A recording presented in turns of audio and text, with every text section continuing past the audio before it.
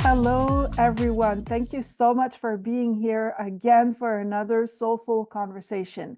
And this Soulful Conversation is different because usually I don't arrange the panel, but today I wanted to have a panel with artists, a panel with people that are actually helping us to be more creative, that are helping us see art in a different way. And I invited Elizabeth and Anne-Marie to come with me here to talk to you about how art can and should be something that you consume for your well-being. And I'm going to let them introduce themselves. So Anne-Marie, would you like to introduce yourself, tell the audience who you are and what you do? Hi, thank you for having me. So what I do is I help, businesses, like you said, be more creative, and I specialize on women entrepreneurs because I realized that if you just go online and look at LinkedIn or whatever, everybody's kind of the same. And we are all fascinating people. And so why don't you show that? And I realized the more and more you are yourself unapologetically and full out, the more you will polarize people, and how that's actually a good thing, because it's usually scary for women, especially, to be like triggering other people's insecurities, maybe even, it's just like, I don't want to be too bold, to this, to that. And I say that is the S, because that is really how you find your people, the people who love your flavor of weird and your creativeness and your journey, and they cannot find you if they can't see you. So what I've done is that I merged all of my wide talents from branding, marketing, content, strategy, analysis all together, so people can actually show up everywhere they go and they are themselves, which is the hardest part. And so I use photography and videography with a twist of doing it virtually. So I can do photo sessions anywhere in the world. We just need Wi-Fi and the phone. And that really helps people loosen up. And at the same time, while we create content, they learn about themselves so they can actually adjust and make the marketing and branding decisions that basically suit them, but also are resonant with the audience, making it really easy but also fun, and not having these big relaunches every couple of years, but it's just as you grow, your business grows and not the other way around. So that's what I do. Oh, that's super nice. I can totally relate in the needing no stress in the photo shoots. No, and I can witness that because I did a session with Anne-Marie, but I didn't do it through the web, so to say. We did it one to one, and Classic it in was person, yeah, and I had a lot of fun. I have to say, it was fun, very quick. In 1 hour. Oh, it was I'm done. quick. Yeah, I can't have people be in their heads because I know what that's like, and then the entire body language changes, and that's always really important to me, that people are just caught by surprise, because then they're like natural, right? And having fun, that's important. Yeah. The only thing is that we did something I think new for you, because Yeah. I asked Anne-Marie to do videos of myself. I think we did 4 altogether in 4 different places. And the aim of these videos were to create my own AI clone. So so this is what I use them now for, and I'm going to do more because I find them quite cool. I have to say. Well, there you go, Anne-Marie. You have a new tool into your bag.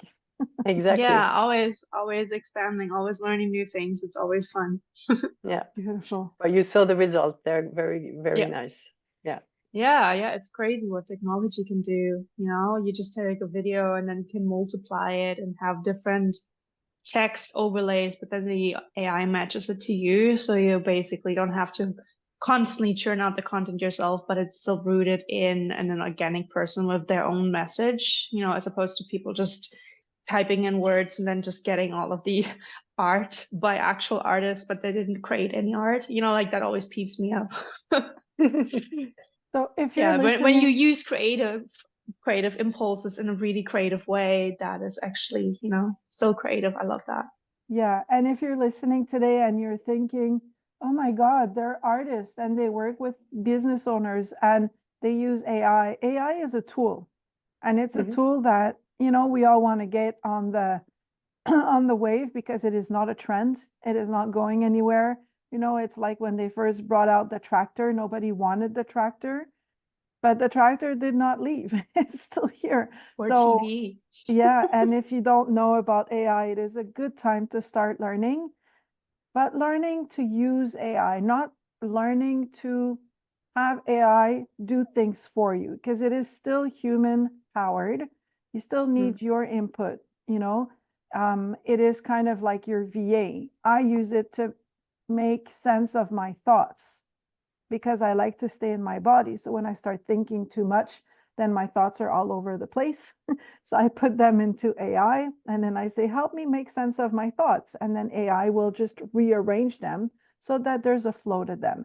Elizabeth uses AI to create her own avatar. So it's her own self, her own words, it's her own voice, but it's all generated by AI. It's all powered by AI. And Anne-Marie, you also use AI in your own ways.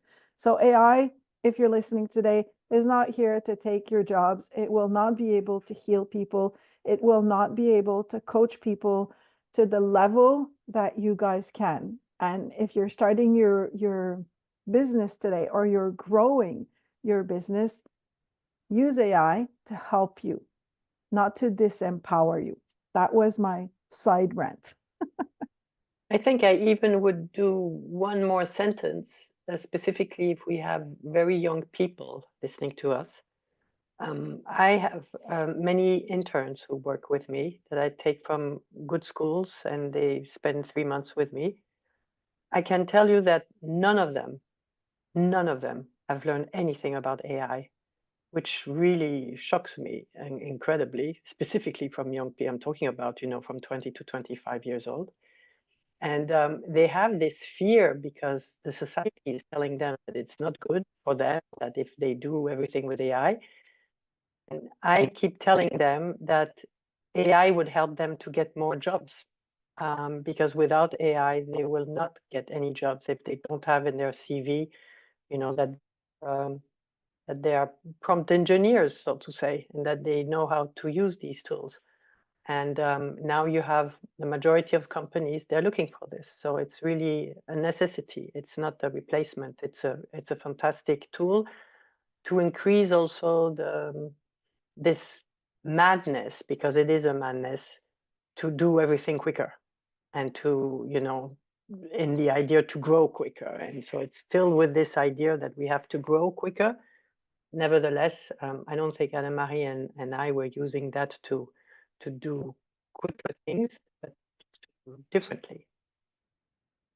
Exactly. Yeah, I think it also ties in together with like media and internet literacy. I think we're always trying to catch up with that, and I wish schools would actually take this more seriously, just in general, where you don't have to be scared of the big internet or AI because, kids will eventually find a way if it's trending or somehow, and if they don't know how to tell what is AI and what isn't, like we see a lot of these terrible like crap Jesus content on Facebook, like probably bots just like other bots, but there's so much, especially in the political sense, where people abuse it. And if you've just been just hanging around AI for a little bit, then you can easily spot it still. Like it will get better. So basically we'll get worse to spot.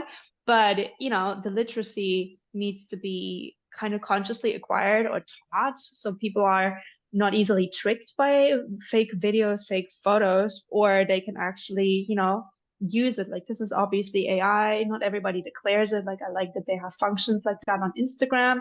But then again, some photographers have had problems because when you do photo editing and you use generator fill to just remove like a stain on the wall, then suddenly if you didn't tick certain boxes, Instagram will label it as AI and the entire work was not AI. So, like there's complications with it, and it's just it needs some more learning and transparency, and I hope we're getting there. Yeah, it's a bit like when I stream a Botticelli, the spring of Botticelli, and I have Facebook banning us because she's naked. So that's these machines who are, reacting in a stupid way, and that they're still not trained for that. So it's that's where you have to fight with machines still. So Elizabeth, I'm going to take you on this right now because you still haven't presented yourself. Would you like to tell us what is an artivist and what is EconoTV? So I originally come from the art market, and I did all a career in the art market, selling very expensive, paintings to very high-end collectors. And there was a moment where I thought it was wrong, that I should be looking at things in a more open way and not serving only a few. And I realized also that the art community, where the museums and all this, when you interview a director of a museum and you ask them what is the best moment of their job, they say when the museum is empty. So, which always shocked me because they should be the best people. I wanted to find a way to bring an art experience to a majority of people, which is still not the case, because even if, yes, we have more and more art on the net, you don't go to this page if you're not interested. So it's like I don't go to web pages which are about cars, for example. I'm not interested in cars, so I never search in Google car. So, but I realized that there is another art which is called music, which is all over. And it's all over thanks to technology. It has been completely using every single technology since day one, starting with radio. And I was fascinated by how it did spread so quickly, and that we can all collect music in our phones or whatsoever without knowing anything about music. We can just have pleasure. And this is something that I want to share, the pleasure. So to make a long story short, I've been copying the music industry. I started by broadcasting art, films, obviously, because I was broadcasting. And so I was showing what we call video artists, which are fantastic contemporary artists using video as, instead of the canva and a paintbrush, which most of the time are not interviews and they're not documentaries, but just pleasure. And we did produce what I call today slow art films, where we dive into all masters, because I wanted to give an all master experience. So we've been doing this. Fast forward, during the pandemic, the WHO let us know that our films do something on the people. We've been doing tests, and we discovered that our slow art films do lower the cortisol levels of people and even put their brain in an alpha state, which is the state you are when you meditate. The reason why I call myself artivist is also, it's not a, it is this wish to democratize art, but it's also to stop seeing art as a nice to have. Meaning, when you talk to people, are you interested in art? They will either say, I know nothing about it, or I can't afford it. And I think art is not something we should necessarily, possess, but we should look at also the artist, what they have to say. And in terms of, for example, there is something I'm very engaged is climate and climate actions.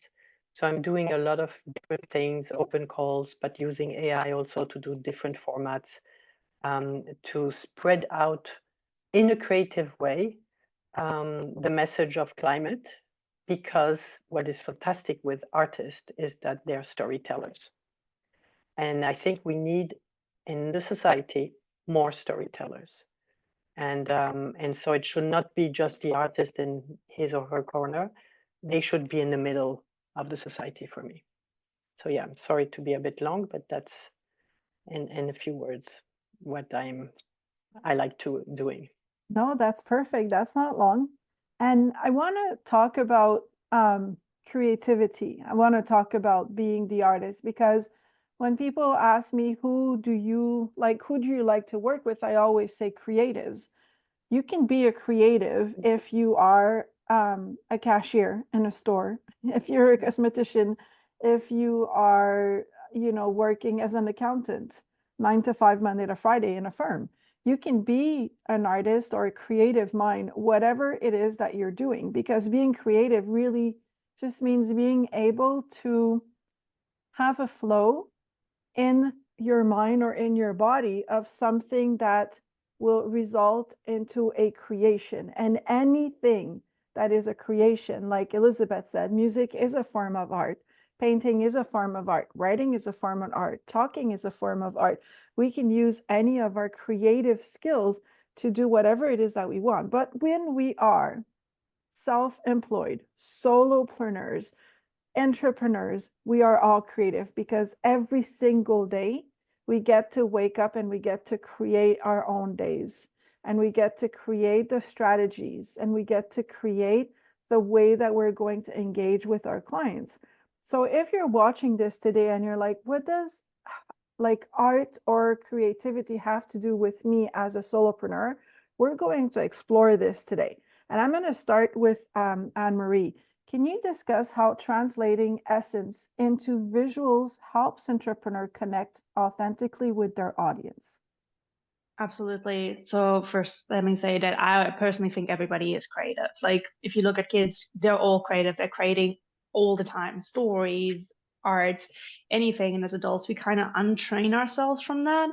And like Elizabeth said, we make it exclusive. Like I can't afford it, or I need to own it. It's always external. It's never from us, because like then that needs to be monetized. It needs to be a job, and then you're not an official artist, so you're not artistic, which is wrong, right? And so what I found is the more you tap into your own self and explore your authenticity, whatever that may mean for you, you will also get in touch with your inner child. And your inner child loves being playful, loves being curious, loves being curating experiences and things, trying and then discarding it, right? And without labeling that, if you tap into that, you automatically tap into your creativity, because in your business, like you said, we constantly create new products, new days, like new ways of reaching clients. Anything can be creative in a different way, like workarounds, even analytical solutions, right?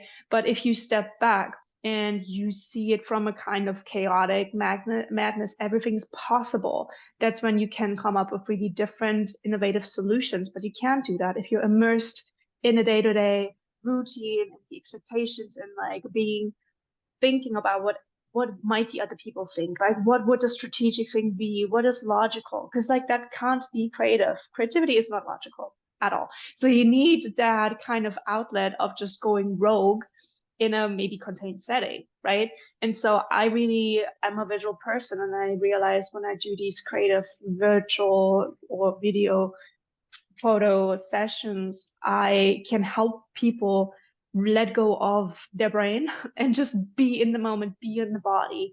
And then when I come up with all of these different reference points that I just make up on the go, like in reaction to whatever they're giving me, like the energy they're giving, I make up stories. I tell people, oh my gosh, you're riding on a big dragon, and now you're like riding through a field of orchids. Like, what color are the orchids? You're like, what question is that? Like getting people out of their head, and then they come on the journey like, what about like purple and they're glowy in the dark? I'm like, that's great. And then you spin something forward, and then maybe through these random associations, you suddenly get an idea for like, oh, should I have that solution for this specific business question that I've been mulling over for weeks, but because of this random, very completely unrelated questions, you see things differently, right? So you can be creative, even though it has nothing to do with taking photos. Right? So like the more and more we take ourselves out of overthinking all the time, the more we can be creative and be different in that way too, because your creative ideas, once you get past the initial like brainstorming stage where everything is just weird or like predictable, like once you get past the juicy stage, that's where the real out of the box thinking comes. And a lot of companies especially like to put that into boxes and hierarchies and go through the different motions and have that regulated. So you cannot ever be creative. And that is the really cool thing as a solopreneur, because nobody's telling you what to do or like who you ask for permission. You don't need that, right? So you can really go into your creativity, and you don't know what's going to happen. And that's really the beauty of it. Yeah, it is. And I want to piggyback on two things that you said. First of all, you said when you want to be creative, you want to be less in your head and more in your body. And the second thing, which escaped me, but it had to do with that, because I want to talk about EconoTV.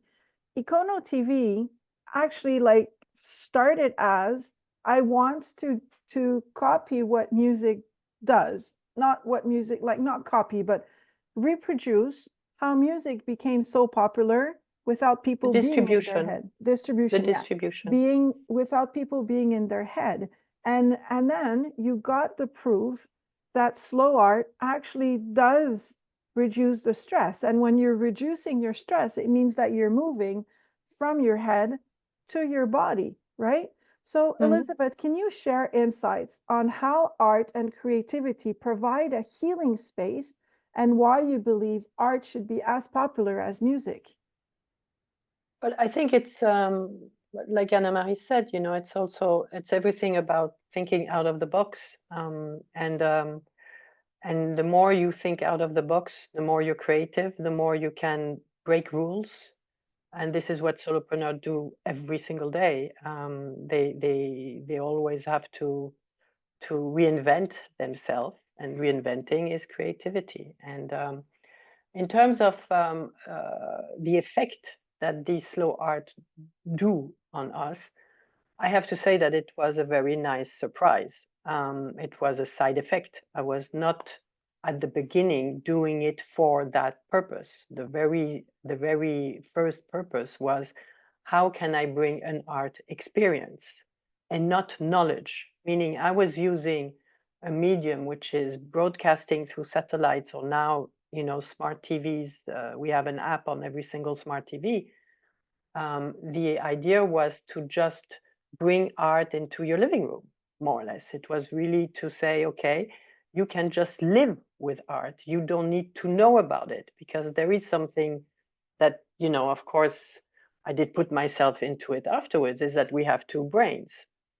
And we have an intellectual brain and we have an emotional brain. And of course, by showing you just this kind of slow trip within a painting, we trigger only your emotional brain, and you build up your own stories. You know, there is something which is interesting, which I discovered in a book a few years ago, is we can divide human being in three categories when it comes to how do they use their thoughts. You know, what is that? So you have the visual thinkers, which Anna-Marie obviously is. You have the space thinkers, and you have the more intellectual verbal thinkers. So in the verbal one, you would have the writers. In the space, you would have the architects or the designers. And on the rest, you would have what you think are the artists. But statistically, we discovered that 65% of us are visual thinkers. So now think about it. Our school is not adapted to that. Our school is putting us in the 10, 12, 15% of, you know, intellectuals, and telling you you need to use words as a prime way of thinking.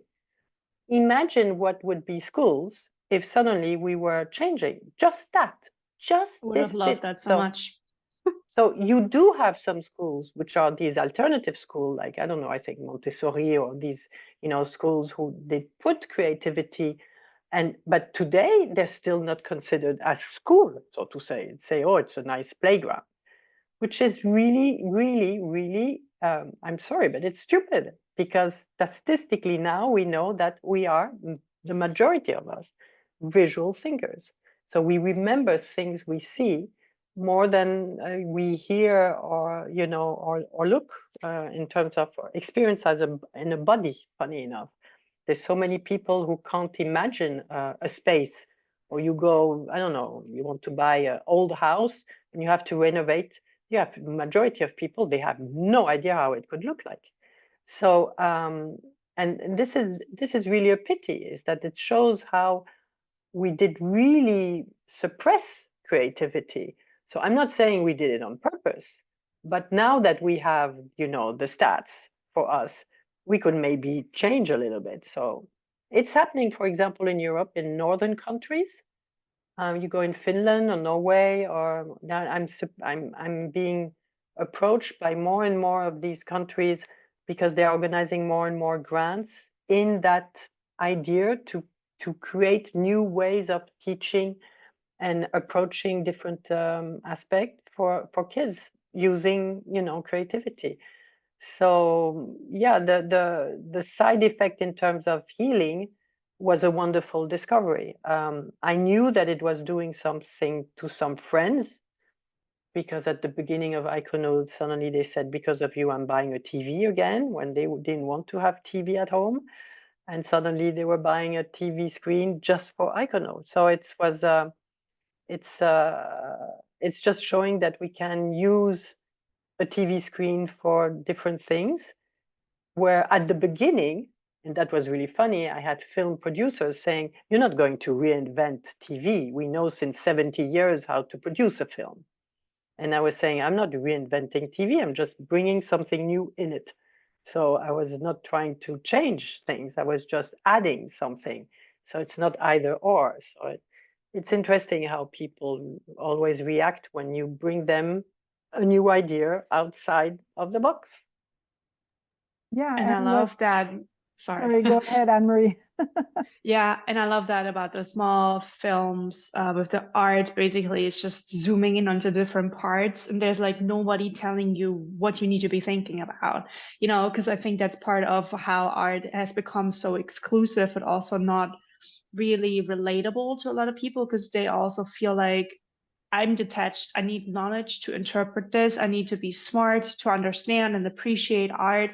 No, you can just look at a painting and be like, I like the colors. Like, oh, I like the shading. I guess the brushstroke looks cool. There is no way to appreciate art and to want to learn from it. Like, you don't have to like it. You don't have to love it. But if you just look at all of the details the artist put there, like even if you have something as very allegorical as like these Botticelli paintings, there's like so much meaning in all of these different things. And obviously over time there's a lot of maybe lost to translation, or like, you know, what was trending then is no longer trending now, so we don't have this knowledge, and an art historian can give you so much more information to really appreciate all of it. But also, if you don't know anything, you can still like it. You can still look at it and you're like, that is an interesting couple in the grass, that is a really cool flower, or like that monkey looks weird. I don't know, like you can just look at art, and it's, you know, when you do these videos, these slow art videos, you just first off see these things that you would have not seen otherwise, because you just look at the art in passing, or you never get that close, obviously, in the museum for preservative reasons. But that way you're just opening yourself up to seeing things from a different perspective, like in real life. Like that's what I also do in my photo and video. I try to shift people's perspective to not just being here and now in the mindfulness, but also let's just sit down in the grass and like make a photo like you're a bug, you know, like to shift the perspective. Or like, now I want you to climb on the wall and like look down, or like I just want to shift the furniture, like, you know, bring a different perspective to things, to shake up your day-to-day and to shake up what is possible, because you do not know what's possible until you try all the different things, and that might be very disruptive, and it should be. You know. Yeah, I would just add that we didn't want to bring obviously the knowledge, because I wanted to bring the pleasure, but I did the films with knowledgeable people, meaning all the films, the script, so to say, the visual script, they were done by art historians who were teaming up with the filmmakers, and they were discussing together, how should we look? So of course it's one way to look at it, and another art historian could have come with another approach. I have a film from Dürer for the Metamorphoses. I think I have 3 different ways of looking at it. So it's exactly like we have 2,000 books on Picasso. If I come up with a new book, you could say, why are you again writing about Picasso? I'm just bringing another thing about Picasso eventually, you know, and things like this. The other thing which is also interesting, which is certainly not something that Anna-Marie experienced, is the majority of people don't look at a painting more than 5 seconds. And that's a poor statistic. And I believe that they just don't see it. You know, why do they all go to the Louvre to see Mona Lisa? It's because they know her by heart. They want just to see it in real and to have, you know, a real experience facing her. They don't necessarily see her better because they do their, you know, selfies in front or whatever, but you can't even see her really. Yeah, I went You to the can't Louvre even- and I didn't even go and see her. So Yeah. disappointing. There's like so Yeah. many more beautiful But buildings they just go to behind the her. Louvre for this. They go to the Louvre to see her. Originally, it was the It's a idea, status. and they go to It's see a her status. because they know her. Now Yeah. you ask the same people who've been in the room, you know, looking at her, what was just behind you? You know, just turn Right. 90 So much degrees. better. What was it? Nobody can tell me. Nobody. And it's a huge painting, meaning it's Yeah. not a miniature that you can miss. It's huge, which is the Veronese painting, the wedding of Cana wedding, Beautiful. um, which is a beautiful painting. Nobody sees it because it's not as, you know, famous than Mona Lisa. So it's also this thing that we need repetition, like in music. How many times you heard a music for the first time and you had, you know, you said, well, okay, you know, I don't really like it. But by, you know, listening to it, you need to get your frequencies, you know, so to say, open, your head open to these type of frequencies.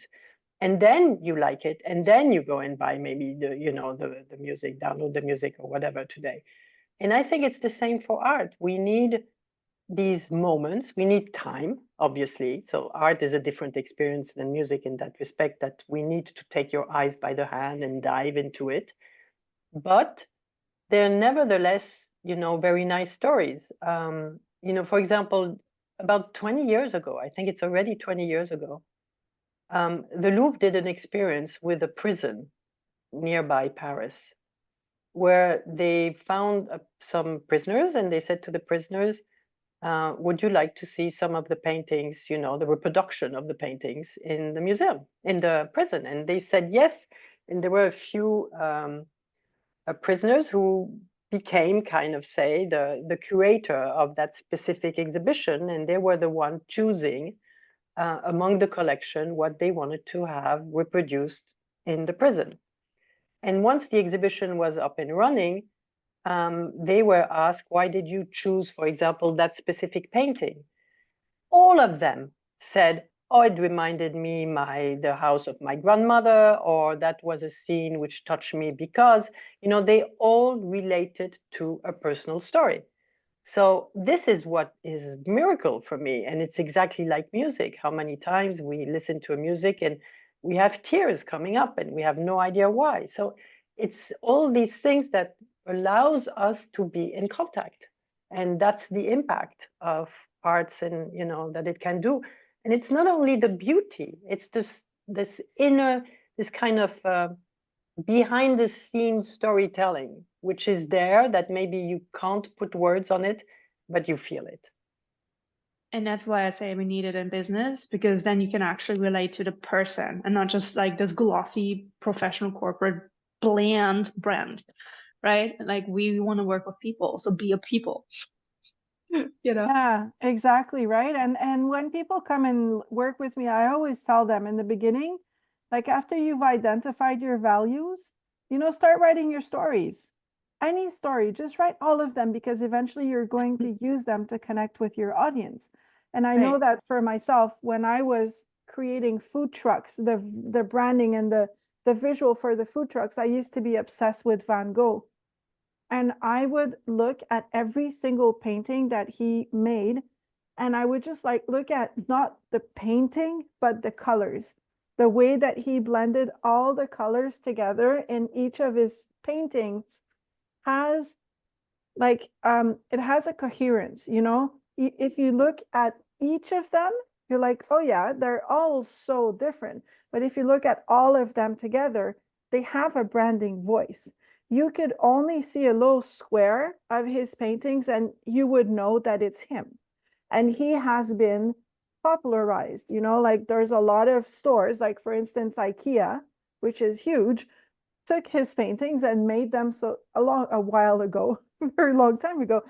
But they took his paintings to for people to put them on their walls. Anyone, right? Gauguin.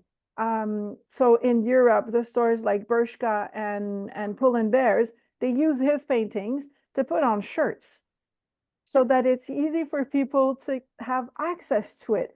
It should be easy to have access to paintings and to have access to art. It should be easy for soulpreneurs, entrepreneurs to have access to that creative mind of ours by dropping into our body.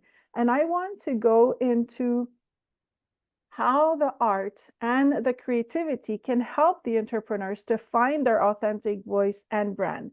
So, Anne-Marie, talk about the importance of authentic branding and content marketing that feels sustainable and aligned.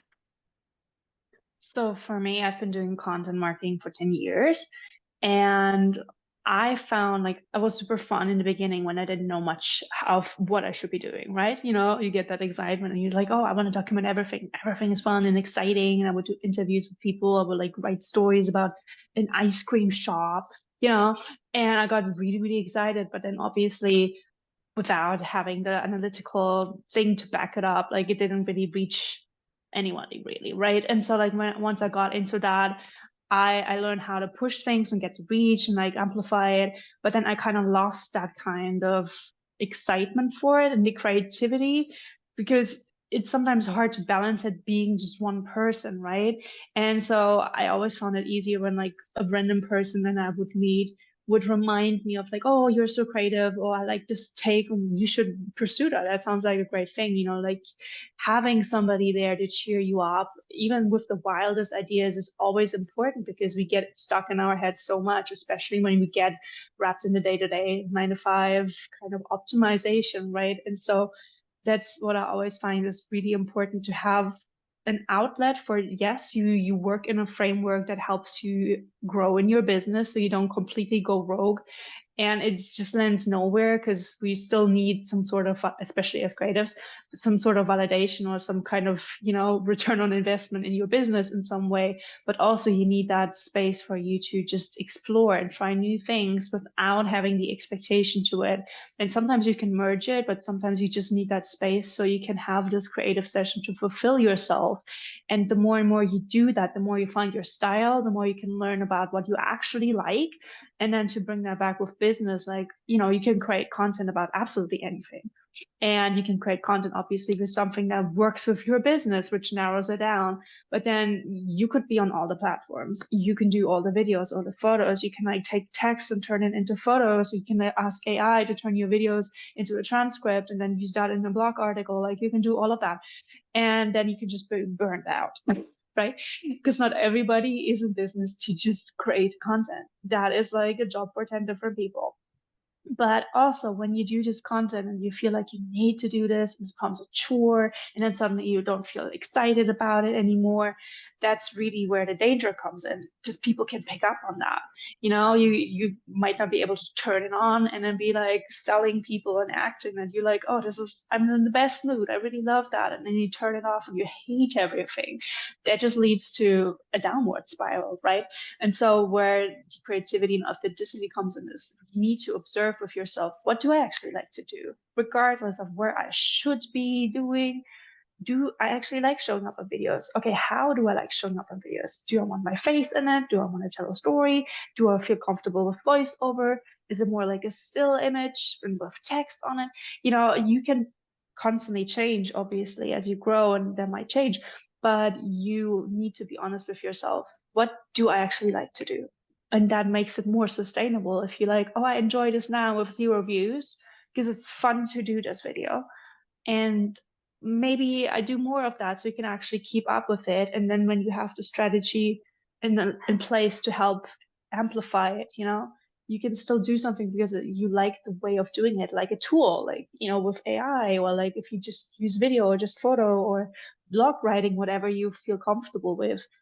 If you find joy in it, and if you find enough space that it keeps creatively challenging, then that's where you can also tap with your authenticity into it and keep it long term instead of being a chore.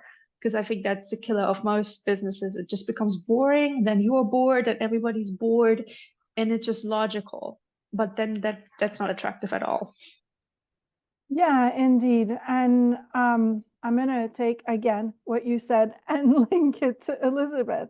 It's not logical at all. So I'm privileged to be able to talk to Elizabeth more than once during a week. And we always have these conversations on where can we see art more? And I'm always thinking, I would love to see art. I travel a lot. I'm very privileged. Every time I'm in the airport, I want to look at art instead of looking at perfumes. when I'm walking on the street. I'm from Montreal. Montreal is very artistic as a city. They put art everywhere. Like this summer, they had this thing where they asked an artist to redo the street signs, and all the street signs are visually artistic. Not all of them, but in the art center, which is almost 15 blocks wide, you know, like it's big in the city. And then they put these big pink men all over the city. So there's another artist that took very specific spaces and he integrated his art into those spaces. So there's art everywhere. And I would like to see that everywhere. So I know EconoTV is supposedly only for an app for the TVs, but it can be everywhere. It can be in hospitals, it can be on buses, it can be on the streets, it can be, you know, anywhere. And I would like, since the WHO contacted us, we are thinking about bringing, you know, playlist into hospitals' waiting rooms, which is a very stressful place. And, you know, and we discovered that not only the people would like to see that, because we would calm them down and take away a little bit for a moment their fears, because they are expecting, when we go in a hospital and we're waiting for, you know, to meet the doctor, of course, we're making ourselves horrible stories in our mind. And if this can calm you down and you know, bring this kind of serenity that we all need before meeting a doctor, the doctor will be on top more happy, because he or she would have in front of they would have in front of them somebody who is open to listen. Because when you are anxious or you're full of fear, you close yourself completely, and so they wouldn't hear anything, they wouldn't listen anything. So that's of course the side effect. But yes, thanks to social media, I've been contacted by airports who are starting to think that maybe they should, you know, manage a little bit the stress, you know, have a kind of stress management, and could our films, you know, be in there? So of course we're making them proposals to put them in public spaces. So of course that's nice, but there is also, it's still this way to calm you down. It's still this way to bring you beauty and to maybe connect to your emotions. I still want to go a step further. And this is what we're doing with our AI avatars, which I'm bringing literally avatars and making them talk to explain us complex things. So when it comes, for example, in climate change, climate issues, I discovered that the problem with climate is none of us can talk about it, because it's so incredibly precise and complex in terms of science, that even the scientists can't explain us that properly. And that's the big problem, when scientists are, you know, coming up with very complex papers, and which is full of data, and, you know, none of us understand what they're trying to tell us. And this is where artists or creative minds and, you know, people open to try to translate and be the bridge.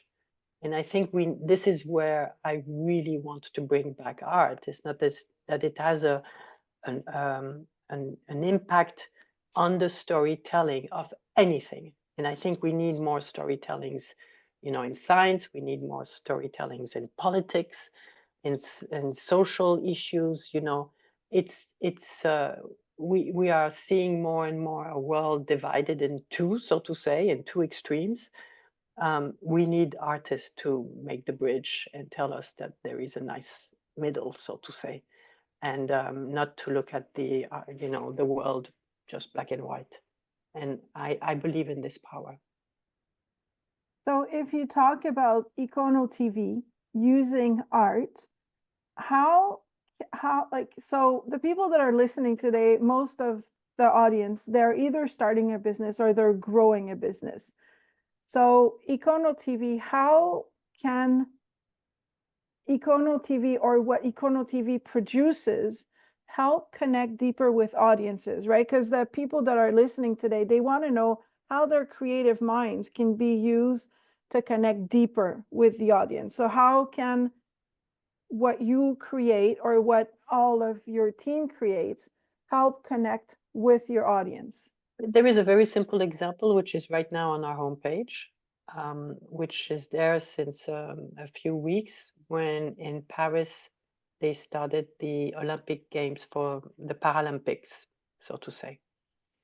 And I did put on the homepage an amazing 2-minute film, which when you watch it, you're completely in it and you don't think it's just 2 minutes, where there is a choreography with people all in a wheelchair. I really invite you to watch this, because this shows you, in this case, it's a performance, but it's art, it's choreography, how it can make you look at this problem, which is, the Paralympics. But thank God the Paris Olympic Games for the Paralympics were very popular. So it did open up also, a different aspect. People are now more aware. That's also the power of sport, which is the same, they do the same job. But when you mix art and sport, for example, it's fantastic because you multiply all this much better. It gives them, you take things out of their box themselves. It's not just sport; it's sport and and I think this is where we have to bring all these different parts of our lives all together, and it has to be totally inclusive. It's not that because you're a scientist that you have to stay alone in your lab.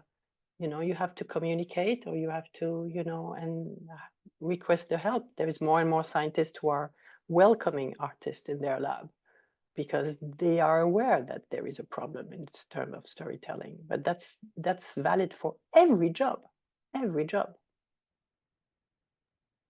And so what Anna-Marie does, it gives another layer, so to say, to their own personality. But even if they don't want to appear for whatever reason, they can, show their company from a completely different perspective. Yes, the completely different perspective that art or being creative can bring so much more closeness to your audience. This is what I'm hearing today. Yeah. And so the three of us use AI to help our businesses. I know on my website there is a full, you can go and see how I use AI, because I use AI for almost everything that I do. I work with clients, I use AI.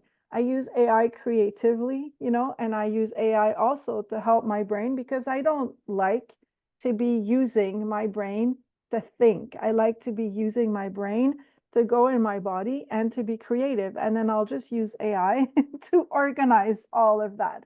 But for healers, coaches, I use human design. You can go online and get a human design reading, but it's going to be part by part and not a whole. You can go online and have a coaching session with AI.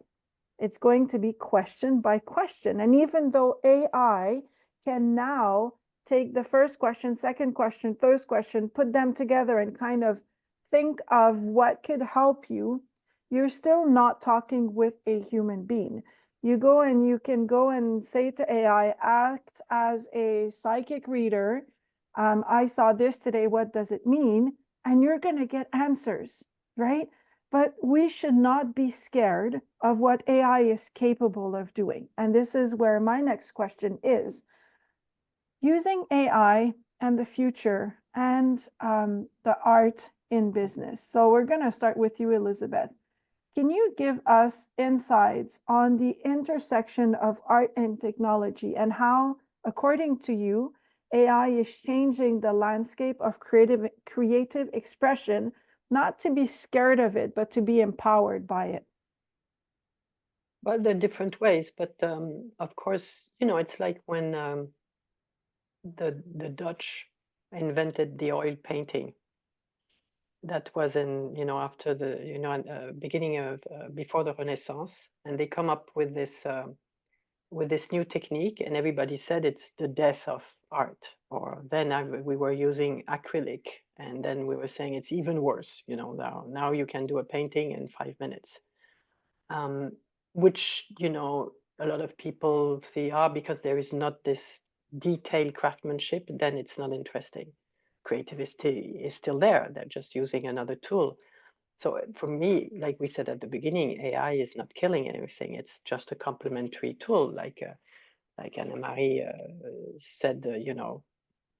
Can use AI for retouching photography. Doesn't take away the creativity of the photographer. It's just cleaning it up or taking something which is bothering or whatsoever. Yes, you're having more and more artists. The question is that there are two things, I think. There is the using AI to entertain, because this you're having more and more, which can make you, entertain during an evening. But then what would you remember afterwards? Would you remember the fantastic technique that was around, or did it touch you? Or was just a wow effect? There's all these different levels. Or using AI to tell stories and things like this. So it's very complex, because every artist is using AI in a different way, and for a different purpose. Like you are using AI for your work, but then I use it more or less like you, Dominique, and at the end, I still spend half an hour again correcting things because I don't agree. But yes, it's a fantastic basis, and why not? So I wouldn't be afraid at all of AI and creativity. In the case of Icono, I would just say that for the moment, you don't see any AI works. We might show very soon, because we did an open call which is addressing ourselves only to these video artists who do films on climate, which is a competition, an open call we do every single year since the COP was in Paris, and that we have since this famous Paris Agreement about we should not go above 1.5 degree. So we might have, because we had a lot of young people saying, would you accept an AI work? I haven't seen them yet. I'm curious, of course. We'll see, because all this is still very new. But why not? Absolutely, why not? So yeah, we are using AI with these avatars for explaining complex situations, which is going to be mainly on social media. It's a way to communicate and to use all the technology of fake news, but to distribute something good. So that's what we're going to use it for the moment. Now, in 1 year, maybe I will be using it for something else. Of course, because we evolve with the technologies, which is what makes our life so interesting, right? Yeah. Anne-Marie, can you share your thoughts on how entrepreneurs can embrace AI tools while staying true to their authentic creative selves? Well, first, there needs to be a distinction between like the mindset of like, oh, I can take away all of the creative tasks. Like a lot of people do that even before AI. Like I still get these comments like, oh yeah, your camera takes great photos, or like I can take amazing photos because everybody has a phone now. And I'm just like, you don't understand it takes skill. Of course, people can take a photo, but like, is it a good photo? Does it what it should be doing? And so like this kind of mindset of what is art supposed to be? Is it just like, oh, it's pretty, or is it evocative? Is it very intentional? And then the same with business. Like you don't just nilly-willy just make business decisions. You come at it with a strategy, with an intention. It needs to do something. It has a goal with it. And the same of, any kind of creativity. You need to think about what you wanted to do. Sometimes it's just to express yourself. Sometimes it's just to get out of your head and be in the flow and do all of that. You need to be mindful of what it can do and what it should be doing for your business. And then with those creative constraints, I actually find I get more creative, which is kind of funny, because like when people give you all of the options, the complete freedom. You're just in analysis paralysis. You can't do anything. Like, so, you know, when a client's like, oh yeah, like you can just do a video, whatever you want to do. I'm like, what do you mean? Like, what genre am I working with? Like, what is the call to action? Like, what is the goal of the video? Is it to introduce yourself? Is it to talk about your authors? Is it to talk about your journey? Or is it just to show the day of life? Like, I need information. And then within those limited constraints, you can actually challenge yourself creatively. That's when really creativity comes out of the box. When you're like, ooh, there's like a hurdle, I have some kind of limits. And that's when you can be like pushing against the boundaries. And that's also at the same time when you learn more about yourself, and you're like, oh, I actually like this kind of creative challenge, or I actually like working with these kind of tools, or like with AI, you can use it for all kinds of things. But when you find a way that you find interesting, like maybe like I want to ask it, yeah, like you said, Dominique, to just organize my thoughts, or maybe I do brainstorming with it, like creative, like spiraling out of control. Just like, what if we have this creative idea, and then AI has to like amp it up, and you just like get into this kind of nonsensical era where then you remove all constraints. Like when you find a tool and then you find your way of using it, which again is in of itself very creative.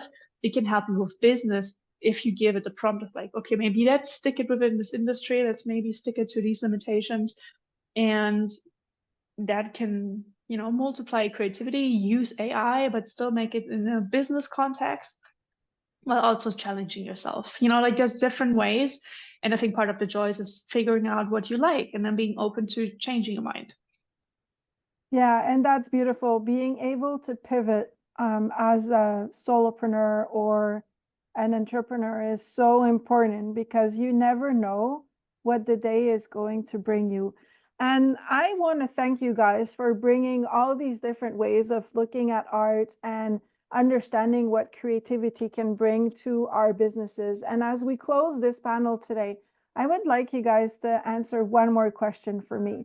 And Anne-Marie, we're going to stay with you. Can you offer some tips on creating visual content that aligns with one's essence, and how, like, not how to create it, but how finding our essence can maintain the creativity in our business?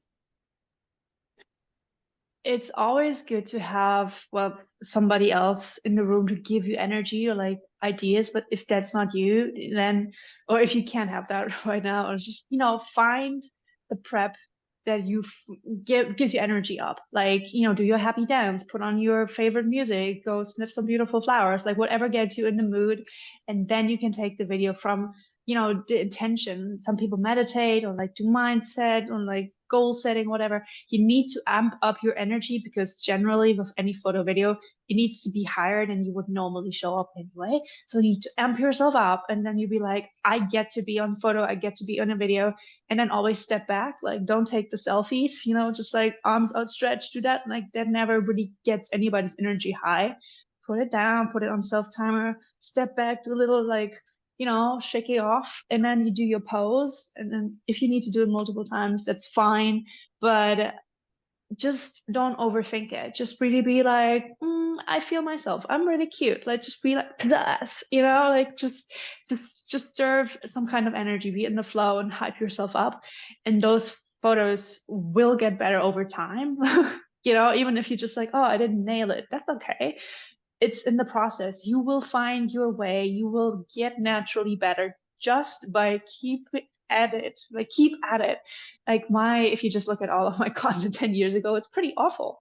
But I still love it, and I still keep up, keep it online, because it's a reminder of myself how far I've come, and also, you know, like I put it out there, like I did the thing, like that is pretty much important. And I also want to remind people, like, we're all imperfect. You know, you can't compare yourself to anybody else. You're on your own journey. And if you're having fun doing the photos, it's great. And then you can always learn from it. But just don't, you know, already diminish all of the effort and the potential just by being your worst critic. Because, you know, there's space for that, but the creative process, that's not it. The critic does not come in the creative process. That's awesome. Thank you. And if I can remember one thing of every single thing that you said today, get out of your head, get into your body, and do not be afraid of being creative. If you want to do your creative photo shoot or explore your brand in a different way, then you have the whoops right there, the handles for Anne-Marie in the corner.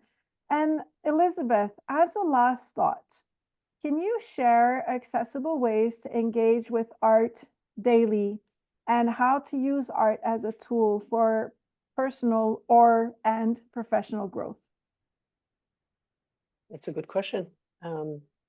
I think the more you not only have an art experience and that you feel something in front of the art, which means that you're connecting yourself to yourself, that's already huge. It's like, Anne-Marie was saying how we should maybe just dance or shake ourselves before taking a photo.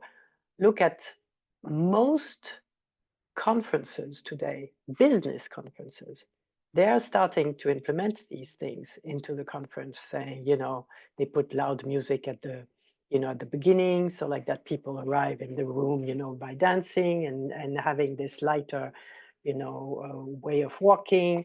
And so you come already in a different attitude and things like this. So I see that business, for example, is starting to experiment these kind of things. And I think that once you acknowledge that, then you can implement it into so many other things, whatever it's with your own body or with your work, with the duty of the day or the task of the day, what you have to come up with.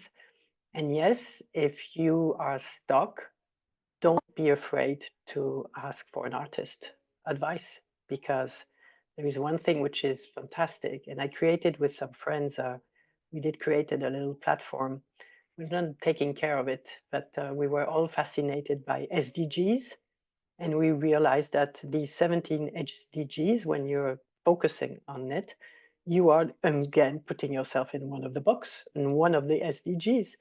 And we wanted to bring a kind of catalyst, saying art can link all these SDGs and show that we are a whole, So yeah, I think there is so many ways where art, that people should not be afraid to ask their artist friend or artist writer or artist musician to look at their own business.